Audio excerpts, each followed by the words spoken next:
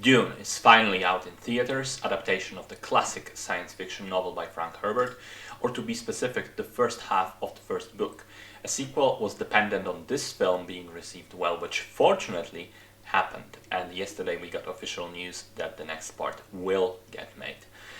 The film was directed by Denis Villeneuve, a lifelong fan of the source material, and has a great cast. Timothée Chalamet, Rebecca Ferguson, Oscar Isaac, Jason Momoa, Stellan Skarsgård, Josh Brolin, Javier Bardem, Sharon Duncan-Brewster, Dave Bautista, David Dastmalchian, Zendaya, and Charlotte Rampling. For years, Dune was considered to be impossible to adapt properly to screen, and I was of that belief as well, especially after previous attempts by David Lynch, which was horrible, and Alejandro Jodorowsky, which ended up not being made at all. But as soon as Denis Villeneuve was attached to the project, I was confident that the movie was going to be great.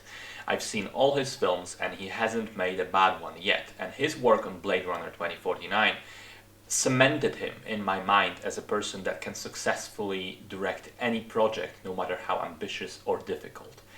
So I was incredibly hyped for Dune, and the good news is that the film delivers on that hype. I think it's spectacular in its scope and grandeur, and it is amazingly faithful to the book, but manages to move it to film, to the film medium in a smart, well thought out and creative way. And it's almost a dream come true for fans of the books. Almost, but we'll get to that. The story, not to spoil too much, is one of political intrigue, mysticism, religion, ecology, honor and betrayal. The main hero is Paul Atreides, the heir to one of the noble houses of the galaxy. His father, Duke Leto, is ordered by the Emperor to take control of the planet Arrakis. The planet is also known as Dune due to its desert nature.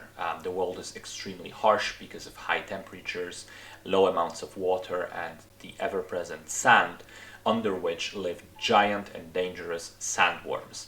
However, Dune is also the only source of a mind-altering spice called melange, which is the only substance in this universe which allows interstellar travel, and therefore the most expensive currency in the universe.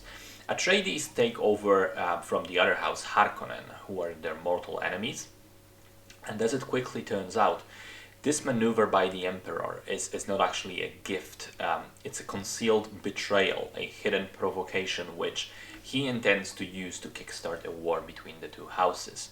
Now, despite the book being incredibly dense and complex, I'd say that the storyline, as well as all of the main themes, are explained in the film quite clearly.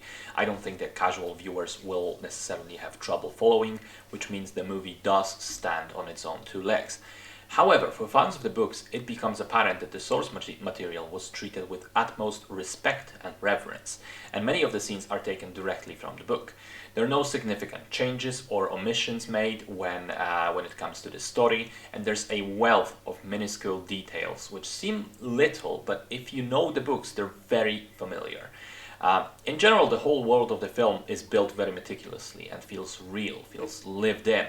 The costumes look great, the architecture fits the planets, the environments are immersive, and the spaceships, holy shit, I never felt so small as a human compared to interstellar vehicles presented in a film.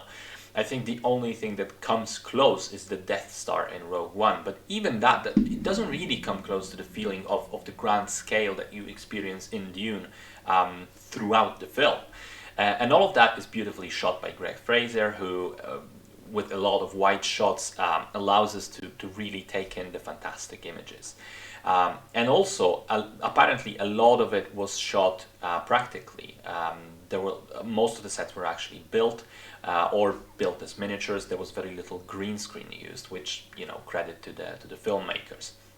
The music is terrific. I think it's one of the more unique scores from Hans Zimmer. I really loved basically all of the casting, and I think that the actors not only fit their roles but are also giving great performances. The standouts for me were Rebecca Ferguson as Lady Jessica, Charlotte Rampling as the Reverend Mother, who has a really commanding and scary presence, and finally Jason Momoa, who is unexpected to me because on paper he didn't have the hardest job in front of him playing Duncan Idaho. but he manages to embody the character, creating this quintessential hero and role model for Paul. You just want to be in his presence, feel safe when he's on screen, and throughout the film he's probably the easiest one to latch onto and root for. The rest are all great as well. Oscar Isaac has this royal air to him. Javier Bardem has a tiny role but is very convincing as Stilgar.